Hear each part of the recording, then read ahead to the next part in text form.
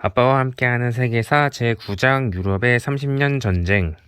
종교 문제로 서로 싸운 유럽. 술탄 무라드가 중동 일대에서 잇따라 전쟁을 치르며 오스만 투르크 제국의 영토를 넓히던 동안에 유럽 사람들은 자기들끼리 전쟁을 하고 있었어. 유럽의 그 전쟁은 언젠가 몹시 기분이 언짢은 한 무리의 독일 사람들의 2명의 독일 대신을 높은 건물의 창밖으로 던져버린 사건에서부터 시작되었단다. 그 사건이 일어난 날로부터 30년 후에 유럽의 모든 나라의 병사들이 수많은 전쟁터에서 피를 흘리고 쓰러져 죽었어. 역사적으로 30년 전쟁이라고 부르는 전쟁이 바로 그것인데, 이 전쟁의 원인을 제공했던 사람은 다름 아닌 신성 로마 황제 카를 5세였어. 아니 왜 칼을 오세요? 카를 5세에 관해서는 1장에서 이야기했으니까 아직 기억하고 있겠지? 카를 황제는 그의 제국을 동생인 페르디난트와 아들 펠리페 2세에게 갈라서 물려주었어. 펠리페 2세는 스페인과 네덜란드를 물려받았어. 페르디난드는 독일에 있는 카를의 소국들을 물려받고 나중에는 형의 뒤를 이어서 신성 로마 황제가 되었지.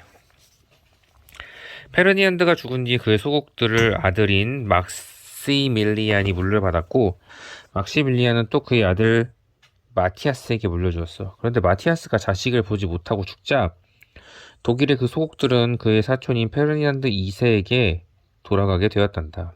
이것이 분란의 시작이었던 거야. 그 시절에 독일은 여러 개의 작은 나라들이 모여서 이루어진 나라였고, 독일의 국왕에게 충성을 바치겠다고 맹세한 강력한 군주들이 각각의 나라들을 다스렸어. 각 군주들은 그가 다스리는 작은 나라가 카톨릭의 나라가 될 것인지 프로테스탄트의 나라가 될 것인지 스스로 결정할 권한을 가지고 있었단다. 그 당시에 그 소국들의 군주는 대개가 프로테스탄트의 신자였어. 그런데 페르디난드 2세는 그의 종증조부인 카를 5세처럼 열렬한 카톨릭 신자였던 게 문제였어. 프로테스탄트 신앙을 증오했던 그는 즉위하자마자 백성들이 프로테스탄트 예배를 드리는 것을 금지하는 법률들을 잇따라 발표했던 거야. 보헤미아라 불리는 지역에 자리 잡은 여러 소국의 프로테스탄트 군주들이 격분했어. 물론 그들의 백성들도 마찬가지였지. 그들은 보헤미아 지방의 중심 도시인 프라하에 모여서 카톨릭 신앙을 강요하는 페르디난드의 법률에 맞서서 대항할 준비를 갖췄단다. 그런데 그때 페르디난드 2세는 독일에 있지 않았어. 그는 2명의 대신에게 나랏일을 맡겨놓고 여행을 떠났던 거야. 두 대신은 분노한 프로테스탄트 군중이 어떻게 대응하는 게 옳은지를 알 수가 없었어. 처음에는 말로 써 설득하려고 했어. 그게 뜻대로 되지 않자 그들은 속으로는 겁을 잔뜩 먹은 채 군중에게 스스로 해산하라고 명령했어. 그러자 군중이 고함을 질렀어. 흥, 웃기지 마. 지도자들 중 한 사람이 앞에 나서서 이렇게 말했어. 저 놈을 죽여버리고 우리끼리 새로운 프로테스탄트 나라를 만듭시다. 그 말을 듣자마자 두 대신은 허겁지겁 도망쳤어. 그들은 프라하의 궁전으로 들어가서 성문들을 꼭꼭 닫았어. 분노한 군중들이 성문을 부수고 쏟아져 들어가서 궁궐의 복도와 방을 샅샅이 뒤졌지. 두 대신은 이내 발각되었단다. 그들은 궁성의 마당으로부터 높이가 5m쯤 되는 어느 방에 숨어 있었어. 밖에서 문을 깨고 들어오려고 하자 두 대신은 거대한 나무 탁자로 문을 막고 버텼지만 그게 통할 리가 없었겠지. 문을 부수고 들어온 폭도들이 탁자를 뒤엎어버리고 두 대신을 번쩍 집어들어서 창밖으로 던져버렸단다. 그런데 뜻밖에도 두 대신이 다치지 않았어. 땅에 떨어진 그들이 멀쩡하게 벌떡 일어나서 달아났어. 가톨릭 신자들은 나중에 이렇게 말했단다. 성모 마리아께서 돌보신 거야. 그러나 프로테스탄트 신자들은 이렇게 말했대. 그게 아니야. 그자들은 용케도 거른 무더기에 떨어졌던 거라고. 30년 전쟁의 시발점이 된 이 사건은 나중에 프라하의 창밖 투척 사건이라고 불리게 된단다. 창문을 뜻하는 라틴어인 페네스트라, 오케스트라. 그리고 창문 밖이라는 뜻이 데페네스트라는 알리트레이션? 뭔데? 라틴어라서 조금 어렵지만 프라하의 창박 투척 사건이라고 불렀대. 반란을 일으킨 프로테스탄트 신자들은 이제 자기들은 페르디난드의 지배에서 벗어났다고 선언했어. 그들은 페르디난드가 고분고분 물러설 거라고 생각했던가 봐. 독일 사람들은 거의 대다수가 페르디난드를 국왕으로 대접하고 인정하지 않았어. 그는 땅딸 모이고 머리카락은 빨갛고 눈동자는 파랗고 성격은 쾌활하고 근시안이 몹시 심한 사내였다구나. 근시안은 가까운 곳은 잘 보는데 먼 곳은 보이지 않는 그런 사람이에요. 그러한 그가 종종 걸음을 치면서 궁전원을 쏘다니는 모습은 국왕이라기보다는 꼭 카인 같았다는 거야. 그는 가난한 사람들을 보면 주머니 돈을 털어주고 날마다 교회에 나가고 틈만 나면 상냥을 즐겼대. 그러나 페르디난드는 겉모습과는 달리 절대로 만만한 사람이 아니었어. 그는 독일이 언제까지나 카톨릭 나라여야 한다는 사실을 절대로 굽히지 않았어. 그는 또 남이 모르는 야망을 품고 있었단다. 독일 국왕이라는 직위에 만족하지 못하고 더 나아가서 신성 로마 황제가 되고 싶었던 거야. 그런데 유럽에서는 한두 세기 이전부터 한 가지 전통이 이뤄오고 있었어. 어떤 나라의 국왕이 신성 로마 황제가 되기 위해서는 독일의 여러 소국들의 군주들 중 7명이 디에트라는 이름의 특별 회의를 열어서 그를 선출해 주어야 한다는 것이었어. 이 7명의 군주를 선제후라고 부른단다. 그런데 그 군주들 중에서 3명이 프로테스탄트의 반란에 가담했던 자들이었던 거야. 신성로마 황제라는 칭호를 얻기 위해서 페르디난드는 먼저 그의 프로테스탄트 소국들과 그 군주들에 대한 지배력을 되찾아야 했던 것이지. 그는 동맹국인 오스트리아와 스페인에게 도움을 청했단다. 사납고 경험 많은 병사들로 구성된 두 나라의 군대가 보헤미아로 진군해서 프로테스탄트의 반란군과 맞붙어 거의 순식간에 무찔러 버렸단다. 페르디난드는 보헤미아로 들어가서 반란군의 지도자들을 체포하고 프라하의 가장 큰 다리의 난간에 줄줄이 목을 매달았어. 그리고 잠시 동안 프로테스탄트의 반란군 손 안에 들어갔던 이 영토를 모두 되찾아서 그에게 충성을 바치는 카톨릭 신자들에게 넘겨주었지. 그런 다음에 그는 선지후들을 강제로 불러 모아서 그를 신선 로마 황제로 선출하게 했단다. 그러나 그의 그러한 행동은 반란을 완전히 진압하기보다는 오히려 훨씬 더 큰 혼란을 불러일으켰어. 독일 북부 지방의 프로테스탄트 군주들은 반란에 가담하지는 않았지만 프로테스탄트의 나라가 카톨릭 나라가 되는 걸 달갑게 생각하지 않았던 거야. 그들은 이렇게 생각했지. 우리도 곧 그 꼴을 당하게 되는 건 아닐까? 영국과 네덜란드와 덴마크의 프로테스탄트 국왕들도 마음이 몹시 언짢았단다. 억지로 신성로마 황제의 지위에 오른 독일의 국왕이 오스트리아나 스페인과 힘을 합쳐서 프로테스탄트 신자들을 쓸어버리는 거 아니야? 만약 그 세 나라가 똘똘 뭉쳐서 영국이나 덴마크로 쳐들어온다면 어찌 될까? 그래서 덴마크의 국왕 크리스티안 4세는 3만 명의 대군을 이끌고 독일로 진군했어. 날이 갈수록 막강해지는 페르디난드의 위세를 꺾어 놓겠다고 단단히 작정했던 거야. 크리스티안 4세는 매우 유능한 장군이고 널리 보고 들어서 아는 것도 대단히 많은 인물이었대. 또 그는 언제나 힘이 펄펄 넘치는 사람이었대. 당시 유럽 전 지역에 널리 퍼졌던 소문으로는 그는 술을 마시다가 지치면 운동을 하고 한참 운동을 하고 나서 또 술을 마셨다는 거야. 그는 겉으로는 프로테스탄트 신앙을 지킨다는 목적을 내세웠지만 속마음으로는 독일 영토의 일부를 빼앗아서 자기 것으로 만들고 싶은 생각이 없지 않았을 거야. 크리스티안 4세는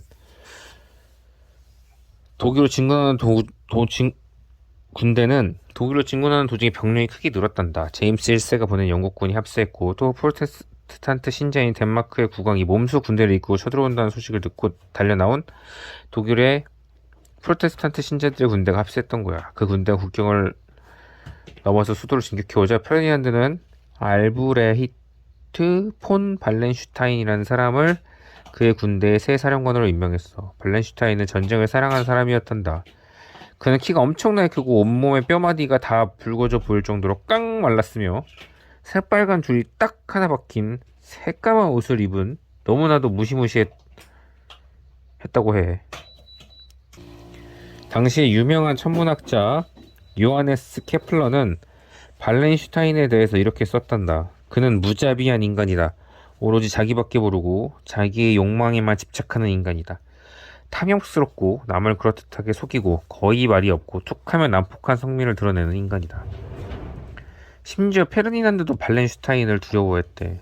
발렌슈타인은 페르디난드의 군대를 이끌고 나가서 크리스티안 4세의 군대와 대판 붙었어. 덴마크와 영국과 독일 프로테스탄트 군대가 박살이 났어. 병사들은 뿔뿔이 흩어졌어. 크리스티안 4세도 걸음이 날 살려라 도망가지 않을 수 없었어. 페르디난드의 군대는 그 길로 곧장 진격해서 덴마크를 점령해 버렸단다. 스웨덴의 프로테스탄트 국왕 구스타프 2세는 벌벌 떨면서 사태를 지켜보고 있었어. 스웨덴은 덴마크 바로 위의 나라인데 신선 로마 황제의 군대가 국경 바로 너머에 진을 치고 있었으니 그럴만도 하지 않겠어. 당장이라도 그 군대가 쳐들어와서 그를 왕좌에서 끌어내리고 그의 백성들을 카톨릭 신자로 바꾸어 버릴 판국이었단 말이야. 그는 대신들과 귀족들을 불러 모았어. 그들은 발렌슈타인이 쳐들어오기 전에 먼저 공격하는 것이 제일 좋은 꾀라는 내 입을 모았단다. 그래서 스웨덴 군대는 즉시 전쟁을 치를 채비를 했어. 구스타프 크리스티안 4세보다 훨씬 더 준비가 잘 되어 있었단다. 그는 병사들을 착실하게 훈련시켜 놓았고 충성심이 변하지 않도록 봉급을 넉넉하게 주었고 모피 외투와 장갑과 물이 새지 않는 가죽 구두 등 최고급의 따뜻한 군복을 입혔어. 그런데 말이야, 그 시대의 전투는 양측의 모든 병사들이 하나의 긴 행렬을 이루어서 서로 마주보고 돌진해서 결판을 내는 게 무슨 관습처럼 되어 있었어. 그런데 구스타프는 그의 군대를 여러 개의 작은 부대로 나누었단다. 병사들이 민첩하게 움직여서 여러 방향에서 적군을 공격할 수 있도록 했던 것이야. 그리고 또 구스타프는 유럽에서 최초로 모든 병사들에게 똑같은 군복을 입힌 사령관이었어. 그래서 스웨덴 병사들은 싸움터에서 뿔뿔이 흩어지게 되더라도 밝은 파란색과 노란색이 섞인 외투를 보고 서로를 구별할 수 있었단다. 구스타프는 노랑머리에 체구가 크고 어깨가 딱 벌어졌으며 힘이 장세였대. 그가 직접 군대를 이끌고 싸움터에 나갔어. 스웨덴의 군대의 공격을 받은 페르디난드의 군대는 덴마크를 버리고 독일로 달아났어. 수천 명의 독일 병사들이 죽음을 당했단다. 구스타프는 여세를 모아서 독일 국경을 넘어 진군했어. 독일 땅에 들어선 구스타프는 페르디난드에 대항하는 그 나라의 프로테스탄트 군주들이 군대를 이끌고 와서 합세할 것이라고 확신했대. 그리고 정말로 그렇게 되었단다. 스페인 군대와 독일 프로테스탄트 군대가 합세해서 독일의 심장 부위이자 페르디난드의 수도인 빈을 향해 폭풍처럼 밀고 들어갔어. 이 연합군을 역사적으로 프로테스탄트 연합군이라고 한단다. 승리가 거의 확실해진 것 같았어. 그러나 페르디난드는 아직도 포기할 마음의 준비가 되어 있지 않았어. 그는 자객을 보내서 발렌슈타인을 죽여버리고 다른 장군을 임명해서 대여가 흐트러진 군대를 수습하게 했어. 부대의 대여를 가다듬은 독일 군대가 프로테스탄트 연합군과 다시 한번 맞붙었는데 그 전투에서 구스타프가 전사하고 말았어. 촌사령관을 잃은 스웨덴 군은 급격하게 무너지기 시작하고 스웨덴 병사들 뿔뿔이 흩어졌어. 그리고 독일 프로테스탄트 군대의 지휘자들이 슬금슬금 페르디난드에게 접근하기 시작했어. 그들은 페르디난드와 평화조약을 맺고 싶었던 거야. 16년 동안이나 지루하게 끌어왔던 전쟁을 제발 끝내고 싶었던 거야. 페르디난드는 천천히 화의를 맺어 나갔어. 헬리오는 독일의 소군주들과 페르디난드는 모든 프로테스탄트 소군주들이 그의 나라가 어떤 종교를 따를 것인지 스스로 결정할 수 있다는 내용의 조약을 체결했단다. 17년 동안이나 지루하게 싸웠던 결과가 결국은 아무것도 없었던 것이었지. 수만 명의 독일 사람들이 부상이나 질병으로 죽었어. 살아남은 사람들은 살 집이 없었단다. 보헤미아의 마을들은 마을의 4분의 3이 파괴되었단다. 페르디난드는 황폐한 땅을 다스리고 있었던 것이야. 그러나 전쟁은 아직 완전히 끝난 게 아니었단다. 프랑스의 수상 리슐리웨라는 사람은 대단히 야망이 큰 사람이었단다. 그는 페르디난드가 오랜 전쟁으로 인해서 그 권세가 매우 약해졌다는 것을 알아차렸어. 그는 신선 로마 황제라는 칭호를 빼앗아 프랑스 왕에게 바치고 싶었어. 새로운 조약이 체결된 지 불과 몇 주 후에 프랑스는 페르디난드에게 선전포고를 했단다. 또다시 전쟁이 시작되었어. 스페인과 스웨덴과 네덜란드가 다시 전쟁에 끼어들었어.